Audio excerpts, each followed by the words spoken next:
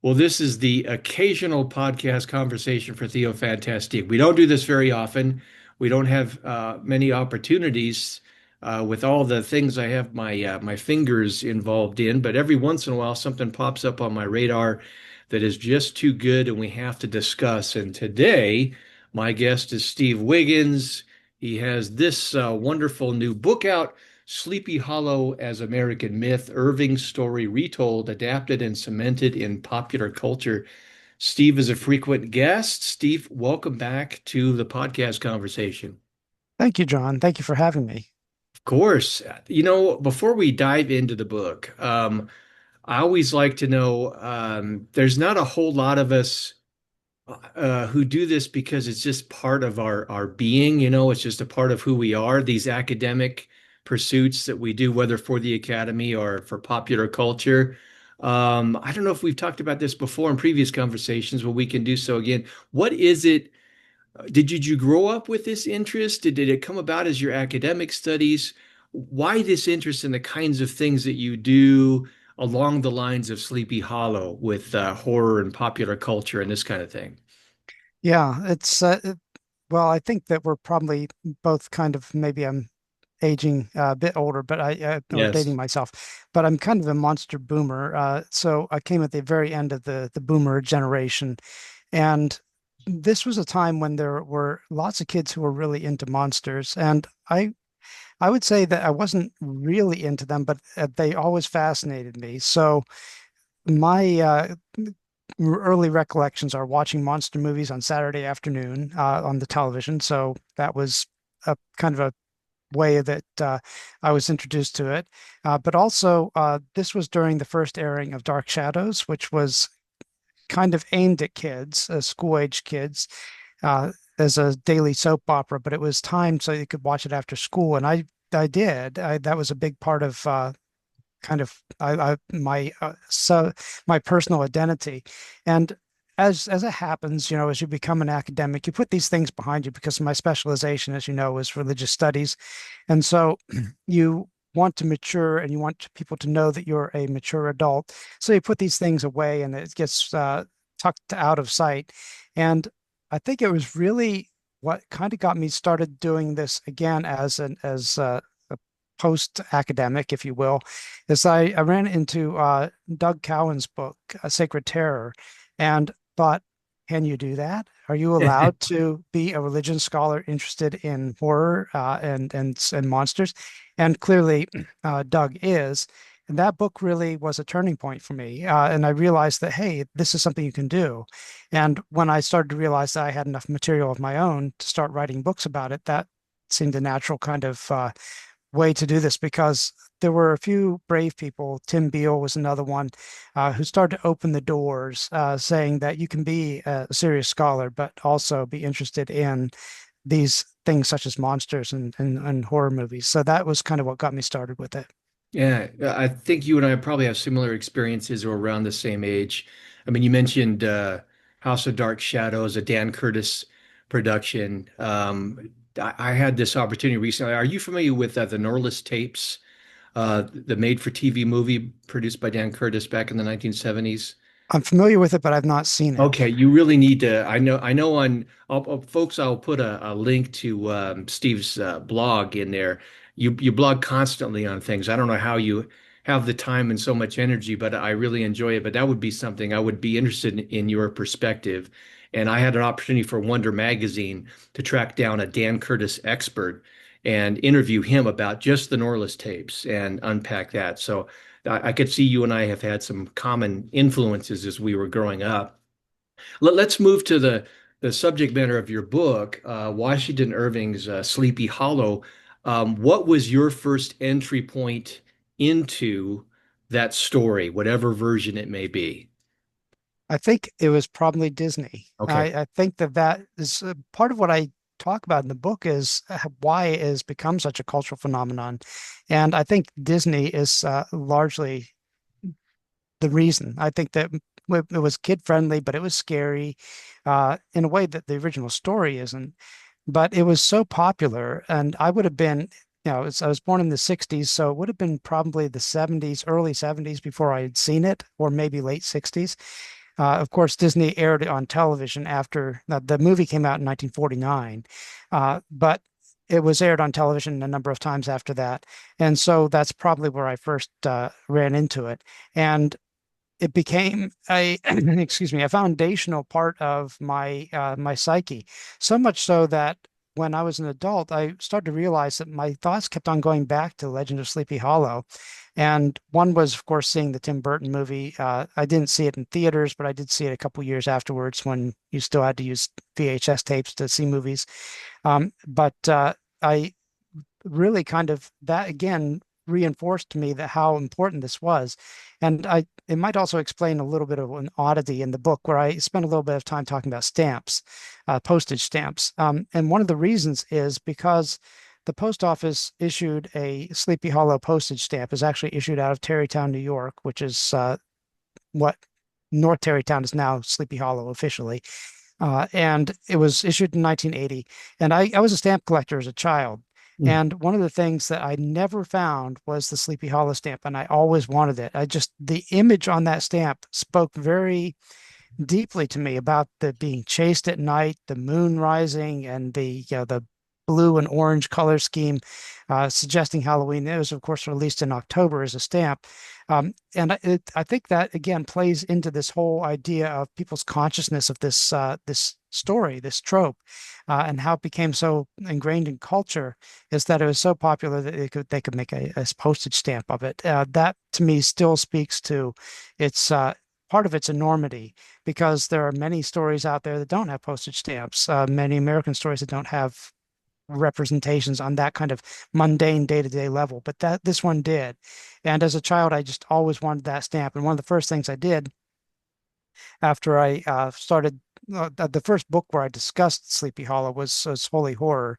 And when I discussed it in there, one of the things I did afterwards, I went out to a used or a stamp vendor and bought a copy of the stamp. I don't collect stamps anymore, but I needed to have that stamp for closure. I wanted to bring it back to to its roots. So that was a big part of it as well, just kind of being culturally aware of it at that stage. Was it a pricey acquisition? No, it's not Oh, actually. The wow. stamp was a 10-cent stamp when it came out, and you can get it for 60 cents now. I thought it Oh, was going to be wow. a lot more, but Yeah. yeah, you can still get a copy without breaking the bank, which is Man, really I nice. may have to track that down. Yeah. I was wondering if Disney was your entry point. It was for me as well. In fact, it's a part of my annual. I've got certain rituals I do in the Halloween season and certain viewing, and that is one of the things that I watch. I love the dark side of Disney growing Hmm. up, and I have a painting from the film, and I have two different versions of the song that is sung, by Bing Crosby, and I think his name was Earl Thurcroft or Oh Thurgood. yeah. Hmm. Hmm. That version of it as Hmm. well. So it has stuck with me, but I don't think it was until I saw your book that I realized how influential it was, and all the layers of it that there have been. So maybe we can kind of look a little bit at that onion. Um, Before we do so, did you have a chance to learn much about Washington Irving, the author?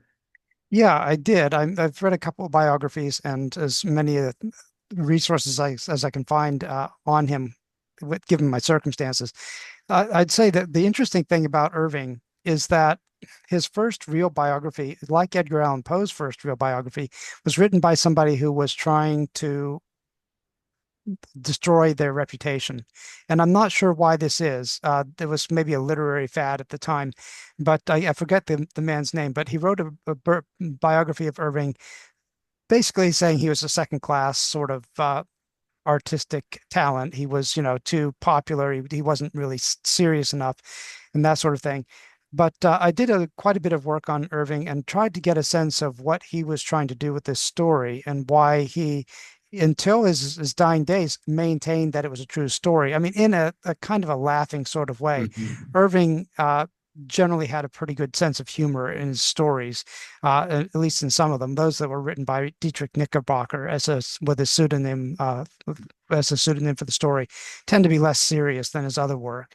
And I think that whenever he did this, he was trying to signal in a way that the story isn't to be taken too seriously. But up until his last years, he was still writing popular pieces maintaining that this is what really happened. So this was a story found in the papers of Dietrich Knickerbocker, and whether it really happened or not, it's up to you, the reader, to make this decision. So Irving had a big part in sort of propagating the story as being one that's worthy of retelling.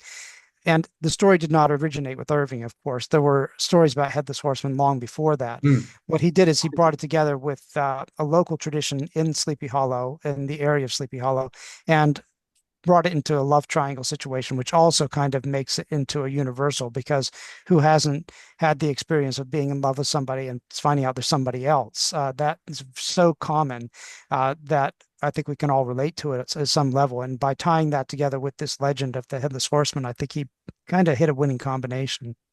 So that's an interesting progression in that it had textual predecessors, and then he picks it up and reworks it. But then it becomes so significant. You talk about it moving from text to tradition. How does that process unfold? Yeah, it's very, very interesting kind of question to ponder. And I still, I mean, I'll honestly admit to anybody that I don't have the answers in the book. This Sure. book Yeah. is I frame it as a labyrinth. So, and I don't necessarily offer a way out of that labyrinth because it's something that needs to be pondered.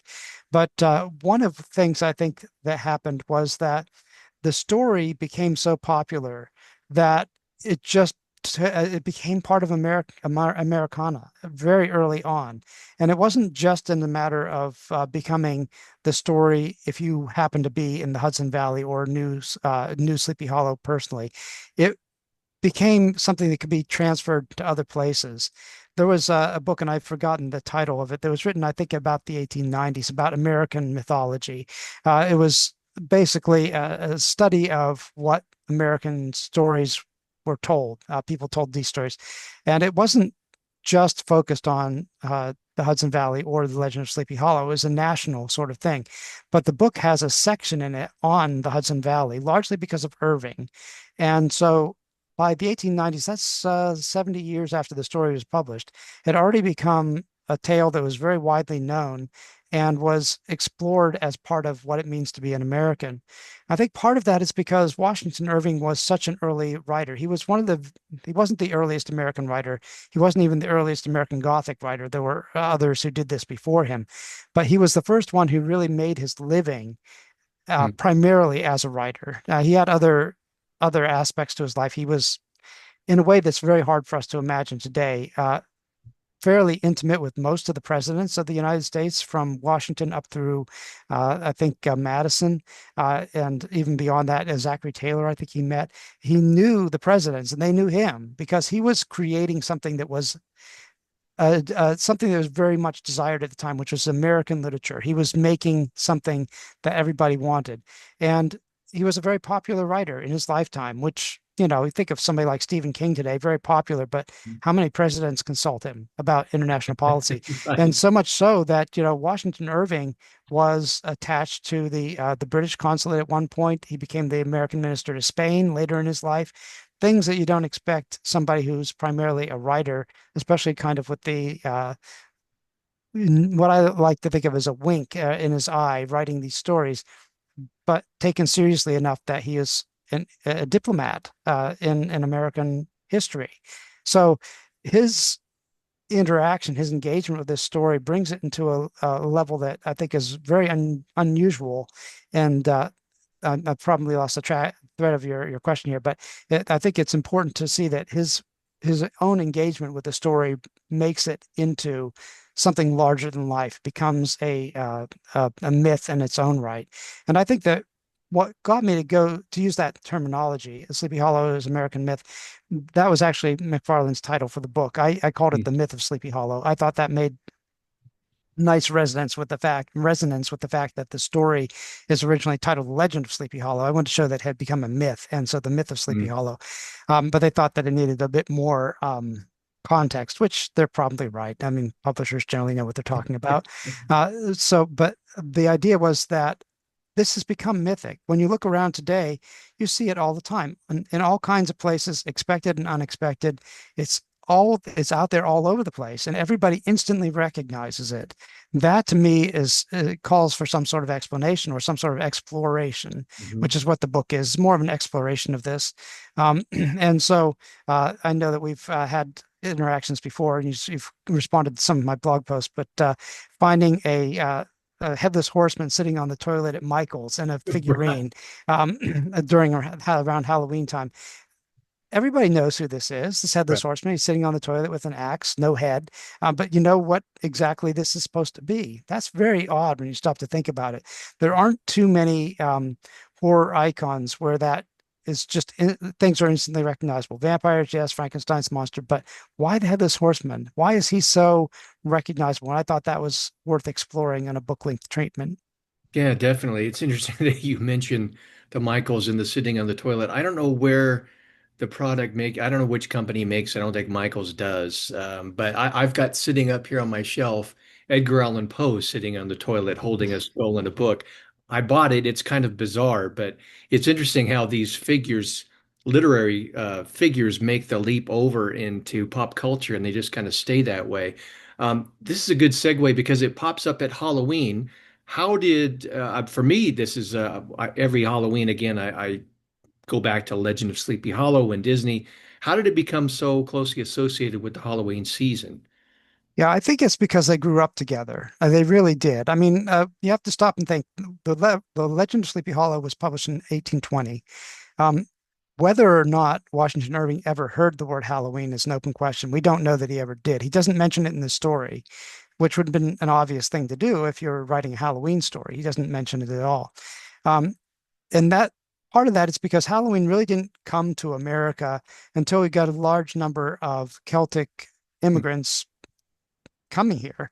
And so in the 1840s and around 1845, with the Great Famine taking place in Ireland, you've got lots of Irish folks moving here. Of course, there had been Scots in America and some Irish from the beginning, but the is when beginning of European presence here, but large numbers didn't start to come until the about the 1840s.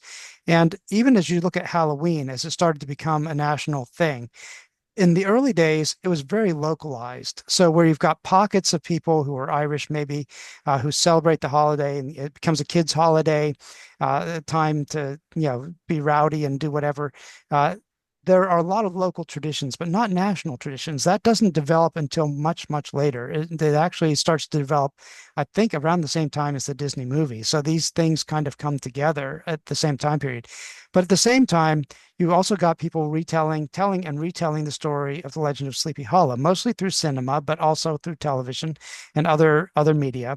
It becomes a kind of an annual thing in its own right. People tell the story when it starts getting spooky out, when it's autumnal period of time. So when the fall starts to settle in, you start telling scary stories. Legend of Sleepy Hollow is one of the earliest scary stories from American history, and so or American tradition. And so people started telling that story. Same time, Halloween starts to become more popular. And as Halloween becomes more popular and the Legend of Sleepy Hollow is kind of being retold at this time of year, and I've even seen it suggested by somebody who's written a biography of Washington Irving, that this story may be the reason that Americans tend to think of the autumnal period as spooky, because traditionally the spooky period was around Christmas. I mean, in Mm. Britain, that's when they told ghost stories. It was Right. around Christmas time. They don't have, of course, Halloween there, not in the same sense that we do. They do now, but they didn't in the earlier in the last century. Dating myself again, but when I was a kid, it wasn't a big thing in Britain. I think it became a big thing late in the like 1990s and thereabouts. So it was the interesting thing was exported from the U.S. to back to Britain, where it came from the British Isles originally, came to the U.S., became something else here, and got imported back to Britain as a part of the American culture at the time. But I think these two things happen at the same time. They start to become part of American culture, mainstream American culture, about the same time. And when they do, they just kind of naturally come together. So the I think part of the fun, the commonality is the pumpkin. I think that very clearly brings the two together. Now, Irving does not mention it being a jack-o'-lantern. Again, no reference to Halloween in the story. But the pumpkin being indigenous to North America was unknown in the British Isles until it got imported from here. And so when people were making their jack-o'-lanterns in the British Isles, they tend to use turnips because Mhm. turnips can grow quite large. I know that if you're like me and go to the grocery store and you see a turnip the size of your fist, it's Right. like that's about the Right. usual size. I lived in Britain for 3 years, and turnips are big. They can get very big. But you can imagine how the cumbersome it is hollowing out a turnip to make a jack-o'-lantern out of it. And here you've got a pumpkin, the ready-made fruit, perfect for a jack-o'-lantern when you come to America. And I think that connection between the culmination of the story when the pumpkin is thrown at Ichabod Crane's head and the idea of pumpkins becoming the essential decoration for Halloween brings them together in this cultural moment around about when Disney's movie comes out in the mid part of the 1900s. That's when you start to see this kind of blossoming into a marriage, if you will, of Washington Irving and Halloween, and it's just grown ever since. So even though the Tim Burton movie doesn't actually specify directly that this is taking place on Halloween, the Fantastas are having a Halloween party. There's Mhm. their uh, jack-o'-lanterns everywhere. And nobody actually says Halloween, but it's clear from the visual cues that that's what's going on. This is a Halloween movie. And so it's become part of the expected tradition. And I think that even though they've separated a time or two culturally, where if you take Sleepy Hollow and move it away from Halloween, they always come back together eventually because they both play into this cultural milieu that is taking place at that time of year. Would you have a feeling? I don't remember if you touch on this in the book. I think it might have been David J. Scow. One of the books that I have on my shelf about the origins of Halloween noted that Disney helped in American culture propel trick-or-treating through the cartoon Trick or Treat. And I wonder if a similar phenomenon is going on with his animated version of Sleepy Hollow, in that it's already there in the culture, but when it's Disneyified, it just kind of adds fuel to the fire in the culture. Would you agree with something like that, possibly? Yeah, yeah. And I don't actually discuss that in the book, but I think you're right. And one of the things I do say is that I think that Disney has a lot of responsibility on its shoulders when it introduces people to these Hmm. stories, because I think that really until the Smurf version of Sleepy Hollow came out, which I think, when kids start watching this sort of thing at a younger age, so this is younger than Disney version, it's pitched at an even younger, their earliest introduction may be the Smurfs. That's where they will encounter Hmm. maybe for the first time the Legend of Sleepy Hollow. But for that generation before that, the couple of generations before that, Disney was the first one. And I think that there was kind of an intentionality here that, as far as I can tell, that they were trying to make American culture into a certain sort of family safe, but at the same time, not entirely safe, because that Disney movie, this is the first time that the Headless Horseman is clearly unambiguously a ghost. Okay, Hmm. he's dead. He's not Brom Bones, throwing a jack-o'-lantern at Ichabod Crane. He's swinging his sword. He is trying to decapitate him. And also, that's another thing that's new because Disney was the one that really introduced the idea of the Headless Horseman trying to kill someone. Before Disney, that's not part of the story. It's certainly not part of Washington Irving's story. He's a ghost, yes, and he scares people, but he doesn't carry a sword or an axe. He doesn't try to behead anybody. He's just out riding and scaring people at night. And so that's very different from somebody trying to come and kill you. And so Disney introduces this in that creepy song, "The Headless Horseman," makes it clear that the Headless Horseman needs a head. That's become an inseparable part of the story ever since. No, you cannot tell the story now without the Headless Horseman trying to kill someone, which adds a certain kind of level of seriousness to it that it didn't have originally. And I think that Disney bringing that into the culture, as well as promoting Halloween as a kind of time for trick-or-treating, and the origins of trick-or-treating are very hard to trace exactly. It goes back to something I do talk about in the book, which is the connection between Halloween and Christmas, which are a lot more closely related than people think. But as these these traditions come together, you've got a lot of similar traditions. And so there was souling that went on when people would go around begging for uh, goods from the rich or those who were wealthy enough to have extra things taking place. And souling would take place either around Guy Fawkes Day, which of course was just early November, or around Halloween, which later became wassailing. Uh, so the traditions were there for both holidays. So you can go begging and asking for treats from those who are better off than you. And then if this, of course, becomes in some form trick-or-treating, which has a long and complicated history. And yeah, I've read Skull's book and a number of books about the origin of Halloween.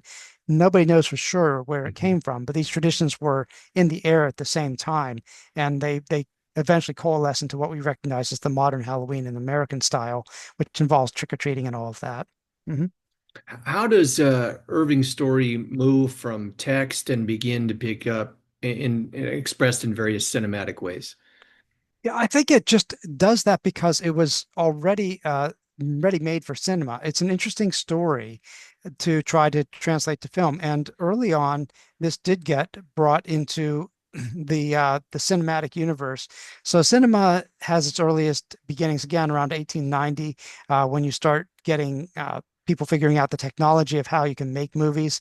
And once this was out there, they were starved for material. I mean, they needed something to film. How do you make a movie and how do you get people to watch?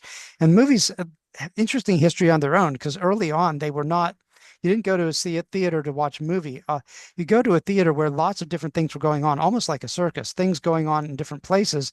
One of them would have been a screen showing movies, and they might do that and intersperse it with other variety of entertainment. So you didn't go to a theater to sit for an hour and a half to watch a movie. That only developed over time. And so they needed lots of material for movies. And so they're looking for things that are out there in American culture that people will recognize, and The Legend of Sleepy Hollow is one of them. So fairly early on, it gets picked up in cinema. Uh, the earliest movies that were made of The Legend of Sleepy Hollow have disappeared. They didn't survive, and so we don't know exactly what was in them. The first feature-length film that we have, an hour and a half or more, was from 1922, called The Headless Horseman, and that was the one that starred Will Rogers as Ichabod Crane. And that movie is a good indication of what you can do. You have to pad the story out to make it feature length because in and of itself, it's a short story. I mean, it's about, depending on the edition you have, between 12 and 20 pages.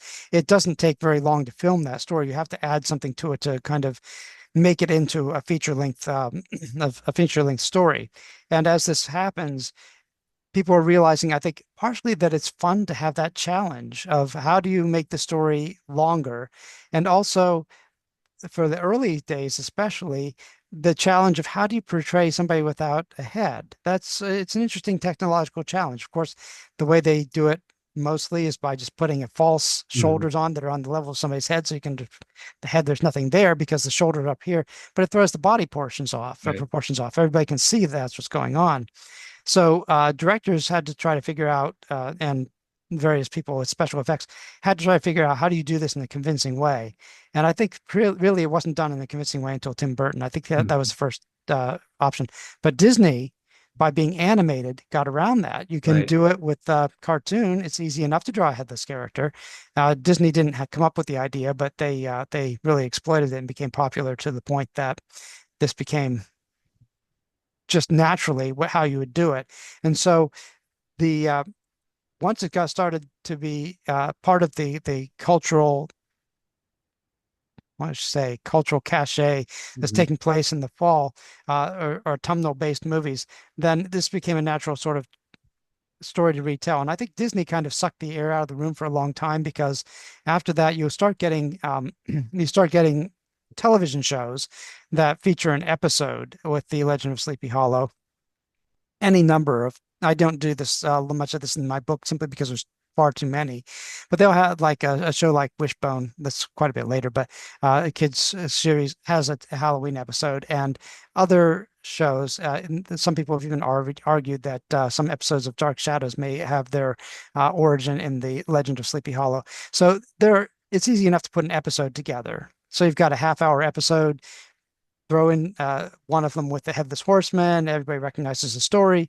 That's kind of where it went until about the 1980s when there started to be an interest in making more movies based on this. So, but Disney, by putting out that movie when it did, just kind of became the version of The Legend of Sleepy Hollow, and it still is in many respects. I do talk in the book a little bit about the fact that some more modern renditions of the story will have characters mentioning the cartoon. Everybody knows the cartoon is Disney. That's everybody knows that. That's the frame of reference, and so that becomes the point at which cinema, I think, becomes the favored way of retelling the story because it allows you to develop things in a way that, say, maybe a half-hour television episode wouldn't allow you. Do you have any feeling for the reception by audiences for Tim Burton's telling? It obviously has nods to the Disney version, the tunnel over the bridge with the pumpkin flaming coming at him and that type of thing. What would that be considered possibly a legitimate successor to Disney in terms of popularity in the culture, or was it not very well received? Well, it was well received. It wasn't a blockbuster, Right. but it it did respectably well at the box office. The interesting thing about the movie is, yeah, it does draw quite a bit on Washington Irving, more so than you might think. Even though the chase scene with Brom Bones takes place early in the story, and so the majority of the movie takes place after that with the real Headless Horseman who's on the prowl.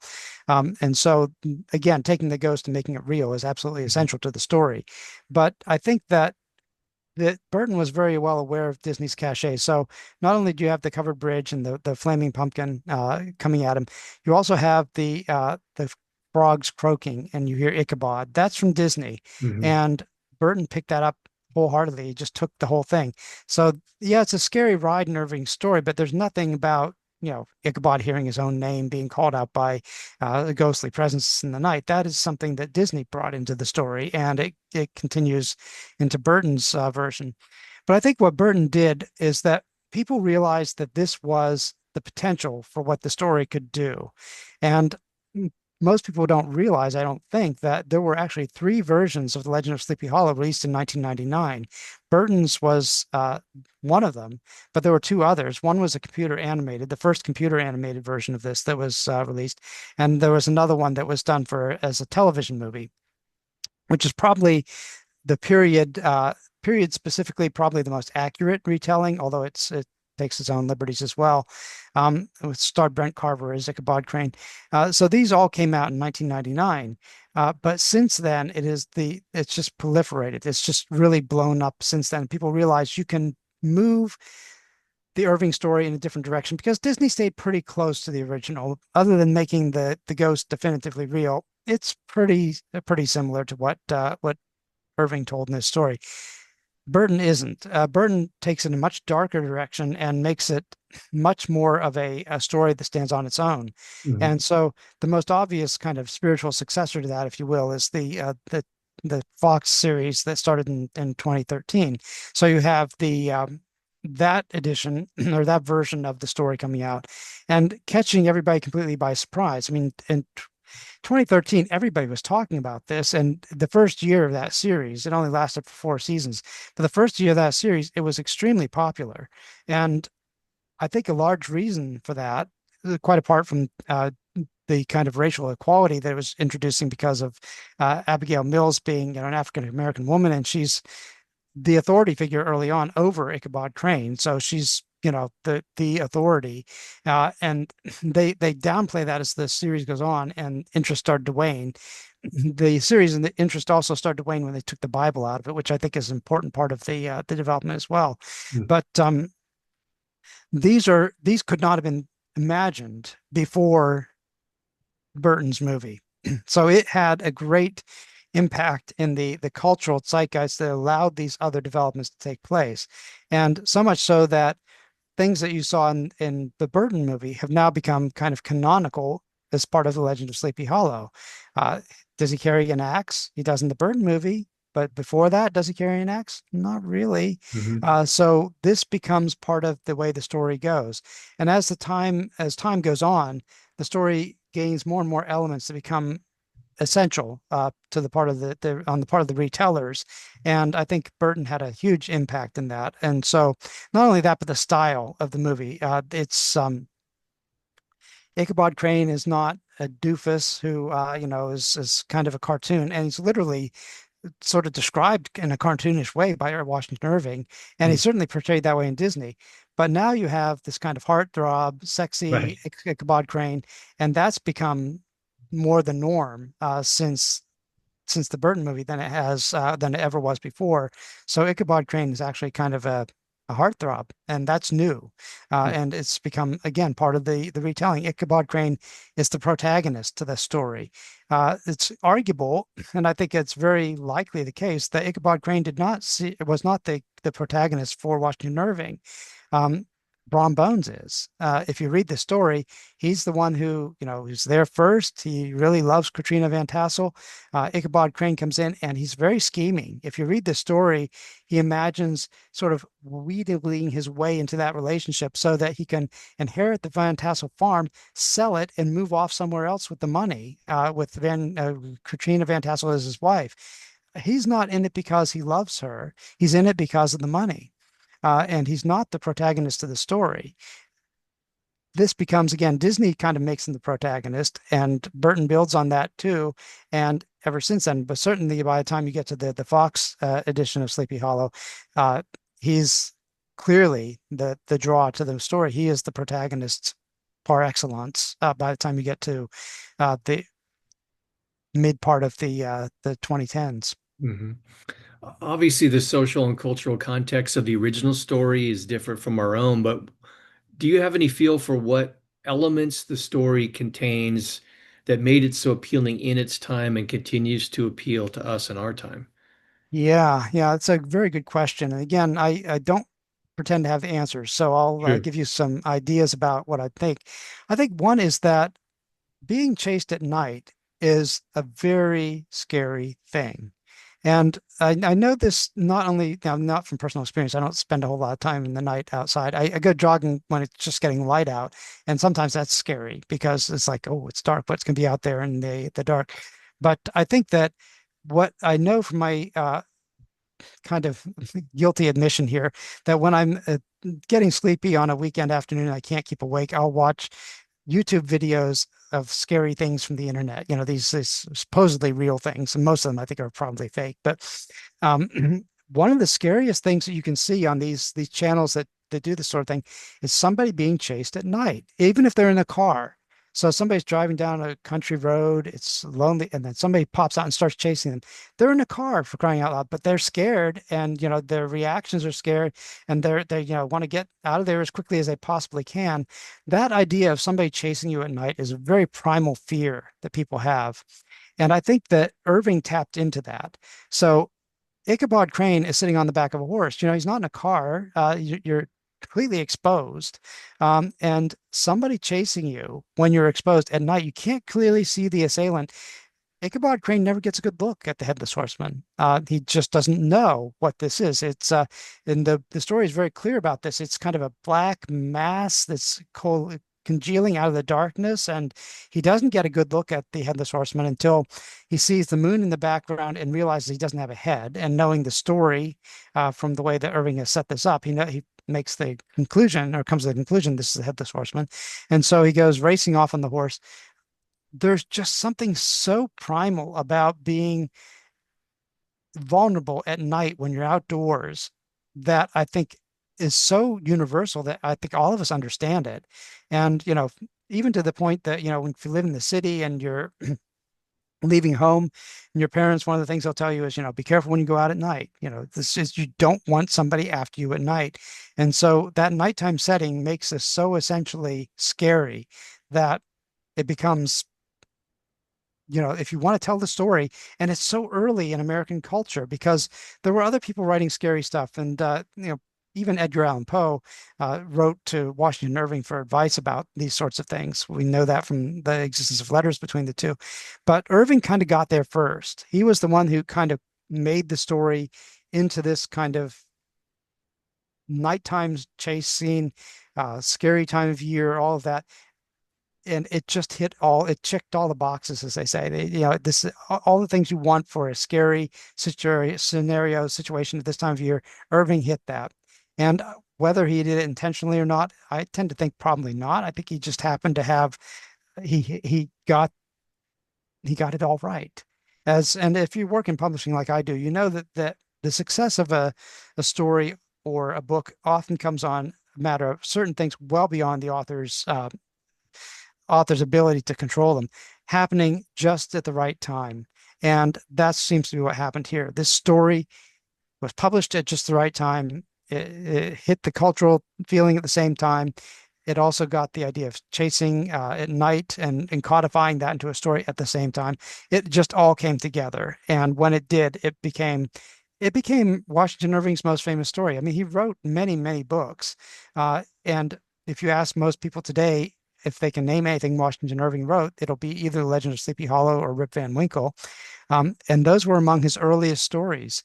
And so it was what he became known for was this story. He never was able to outlive the popularity of this tale.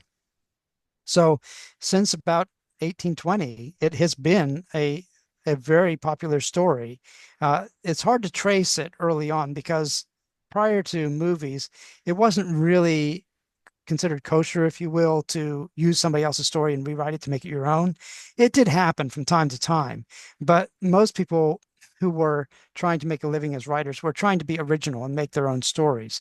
Uh, but once you started getting movies saying, "Oh, you can retell the story this way," and Disney does this to itself all the time, cannibalizes its own material, making live action versions of what was an animated version. I haven't seen that they're planning to do this with Sleepy Hollow, but it'd be interesting if they did. But the idea of being able to take somebody else's story and retell it only started to happen with the movies. And once that starts to happen and people start to rewrite it, then you get the whole realm of literary retellings of The Legend of Sleepy Hollow, written by different authors, different emphases, and different things going on. And I do talk about this in a chapter in the book. It's become quite a popular story to rewrite in the post Tim Burton era. So that becomes part of the overall picture as well. So I think that it's really just a matter of this developing it and kind of gaining attraction because nobody had done anything like this before, and it didn't quite get the following like this until people started to retell the story. And once they did, they realized, oh, this is a great story for retelling. It just hits so many of these things that we want. The scary time of autumn, even the idea of being chased in the autumnal time of year. Nobody had really talked about that before. Here it is. And we all recognize that. If you go to a corn maze and you have characters jumping out and chasing you, that can be a very scary thing. And even though you know it's fake. I mean, I personally try to avoid those because they scare me a little too much. So it's just the idea is there, and it is a very, very basic kind of root level gut level reaction that people have to being terrified. I think that's really what's kind of going on. And Irving just kind of hit it, and when he did, it made for a perfect story to retell. hmm Now, you mentioned in our conversation, the book as being something of a labyrinth, and you can't possibly help everybody get out of it. It's just too dense and too big. We all have limitations of time and resources. Let's say that Steve Wiggins had unlimited time and resources, and he wanted to probe more deeply some things and questions that arose during the research and writing of the book. What are some things that you would go back and take a deeper look at? One is definitely the history of the Hudson Valley. There are some really good resources out there. Some of them are very expensive and very lengthy, which I would really like to dig into. I'd like to learn more about it. Learn more about the region because there's something, and I have a chapter in the book about the strangeness of the region because there are certain Mhm. parts of the country that just seem to have this feeling to them, and part of it could go back to Irving. He sort of set that up. Hmm. But he admits in the story that he wasn't the one to come up with the idea that strange things happen there. He ran into that when he visited as a child. People were already telling scary stories in this area. So maybe they do everywhere, but this really seems to gather. There's a kind of regionalness to it that seems to really pick up. I would also like to go back and I would like to do a deep dive into the kinds of television renditions that took place, see if I could locate those. What I did do for the book was every movie that has been made of this, I located if it was available and watched. Um, this took quite a bit of doing because some of them are not available in any kind of standard sort of place, and a lot of them had to be found like on YouTube where somebody has put a pirated copy Mm. available so you can watch it, because you can't get them. You can't get them on DVD. They're not streaming anywhere. There's nothing you can do. And so I tried to locate every single one, including a musical called Ichabod, which was very interesting, kind of made into a feature-length film afterwards. So I tried to look at those, but I'd like to do more in looking at the larger culture. I read a number of novels that were written on this, but that was just there just had to kind of be an arbitrary cutoff point because there are so many. You might not realize it until you start looking and see how many people have written a Sleepy Hollow novel or series of novels, very common to do in a series. This is all based on a story that was, a tiny little short story, and people are making these huge leaps and worlds and literary worlds that they base on this and make it into something completely different. I'd love to do some more of that, and I haven't stopped reading them. But the way I write books, unfortunately, maybe is that once a book goes to the publisher, I start working on the next project, Mhm. and usually before that, I've started to work on it, and so I've kind of deep into my next sort of phase of projects. And so I haven't gone back to do a whole lot more reading of these novels. I'd like to. So I'd still want to go back and read more of the how other people treat Sleepy Hollow. And so really kind of getting a sense of this and maybe spending a bit more time with literary scholars who treat this story. Not many do, at least they have historically not done so. Again, it was almost kind of after this biography of Irving was published that kind of characterized him as a cheap talent. Many literary scholars just sort of ignored him for decades. He was just not somebody you wanted to be associated with by showing that you had an interest in this.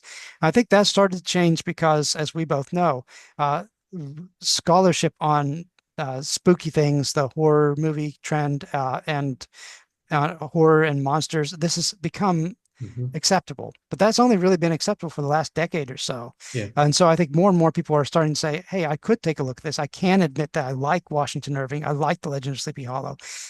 But there was a time when you simply couldn't admit that and be taken seriously. And now I think it's become so much part of our culture that even as a study of pop culture, it is worth doing simply because it's so ubiquitous. And I'd like to dig a bit more into that too. Look at seeing what scholars who are bona fide literary scholars are saying about it, and see what kinds of things emerges. I looked for scholarly treatments of it. Not many existed when I was working on the book, and I don't know. That may have changed since then, because as you know, books are written long before they're published. Right. And so there's stuff that has cropped up in the meantime, but I'd like to do some more exploration of that as well. And also like to see how it's faring on the internet, because I did include, because it came out just as I was getting ready to ship the manuscript off, the Headless series is on YouTube by Shipwreck Comedy, was a wonderful retelling, and it's available for free on YouTube. Um, Wonderful retelling of the Washington Irving story, very smart, and in many ways, I think closer to the spirit of Washington Irving's retelling than anything else. Mm. The spirit of it, I mean, not literally the way it unfolds. It's very different, but the kind of the comedic aspect, saying, yeah, there's something funny going on here. It's not just scary, but knowing that there are scary elements you can throw in there and make it into an interesting story. I'd love to explore what else is being done by people sort of making their own versions of this and putting it on YouTube or TikTok or wherever they chose to post it. Mm. Have I missed anything in my questions that you'd like readers to know about the book, Steve? Well, I think that the only thing I would point out about it, as far as people who maybe have read my past work and wonder where that's gone, because I don't focus on religion as a part of the story here. I do talk about it because clearly with the Fox story and the Bible disappearing, I think that's a big part of what went wrong with the story is they took the biblical theme of the apocalypse out of it. And I do have a chapter on the Old Dutch Church, which I think is essential to the story. And as people try to pad the story out, what is going on culturally often involves religion, and so there are religious elements in it. But this was an intentional effort on my part to see if I could start to say something about what has become a standard kind of horror story. The Legend of Sleepy Hollow is now a horror story, although it didn't start out that way, I don't think. And see if I could do it without constantly making the reference to religion, because that's been my background. So Hmm. my previous books have all kind of focused on religion, and this was more of an effort to look at the Legends of Sleepy Hollow and bring religion in where it's appropriate to do so, but not to make that a central focus. And so I've tried to put a few little Easter eggs in there for anybody who's looking for some cultural trivia that may be of interest over time. And there were a number of things I discovered as I was doing this that just simply I never would have occurred to me unless somebody sat down and took a specific look at the Legend of Sleepy Hollow and tried to trace it throughout its history. And I didn't go back and look at the precursors. So, who was the real Ichabod Crane, and what was Washington Irving doing when he wrote the story? What was he reading, and that sort of thing? I didn't try to go back and do the pre-story. That's been done by other people. What other people haven't really done too much of, except for one that I discovered just before sending this off as a self-published book by a guy who was very interested in Sleepy Hollow. I discovered his website, but he had done an annotated version of The Legend of Sleepy Hollow where he discusses many of the same things I do. And I'd already sent the manuscript off. I found that and I said, my goodness, here's a guy. He's talking about the same movies I'm talking about. It's very hard to come up with something completely Right. original these days. But looking at that, I'd say, looking at it and saying, these things deserve to be explored, and I think it deserves to be explored in something that was published in a traditional way, which is why I didn't choose to try to self-publish and went with McFarland, and they're known for doing this kind of thing. Hmm. So hopefully this will bring attention to the story, and I'm really hoping that it will start the discussion. And one of the reasons that I did it when I did, and one of the reasons I tried to get it published when it was, is because Lindsay Beer has been commissioned to do a rebooting of Sleepy Hollow by I think it's Paramount, if I remember correctly. And they're doing it will come out eventually. It hasn't been announced yet. I wasn't sure when it was actually going to be out. Because I first read about that like 3 years ago. And so I know that this has been in the works for some time and it could collapse. I mean, these things do sometimes happen where somebody's hired on. If you do any reading about cinema and the history of movies, you know that they'll hire a producer or director or whatever, and try to get a story going, and it just doesn't happen. That does happen sometimes. But I think that given the cultural interest, it's very likely that this will take place. We don't know when it's going to be. And Lindsay Beer, of course, has got a good solid record behind her as a horror director. So I'm very curious to see what she'll do. And I wanted to get this book out there because after I really kind of got into this, I was trying to find stuff to read on The Legend of Sleepy Hollow, looking for somebody who's doing an analysis of Tim Burton or doing an analysis of many of the other versions I look at in the story here, and couldn't find anything. Nobody had discussed this before. And so I wanted to put this out there to say there is a discussion that needs to take place. And I'm not giving you the final word. I'm just saying, why don't we talk about this Hmm. and hopefully get some scholars who are interested in the story itself or in the literary history of horror to take a look at this and say, this is something we should pay a little bit more attention to. Mm. Well, it's a wonderful read. Again, I'll put it up here. Here's the cover of the book, and in the program notes, we'll have a link to it at McFarland as well as to Amazon. And I encourage folks to pick it up. Steve, where can folks find your work? Where do you do your blogging? It's Steve A. Wiggins, just all one word, .com. That's where you'll find it. I do post, as you said, on horror movies quite frequently. I try to do that a couple times a week at least. Um, Throw in some folksy observations because I've got a little bit of Irving sort of folksiness about me as well, as part of the blog. But I do post something every day, and I try to make it so there's something you can read in 5 minutes or less. So it's not going to take a lot of time. That's where you find me, steveawiggins.com.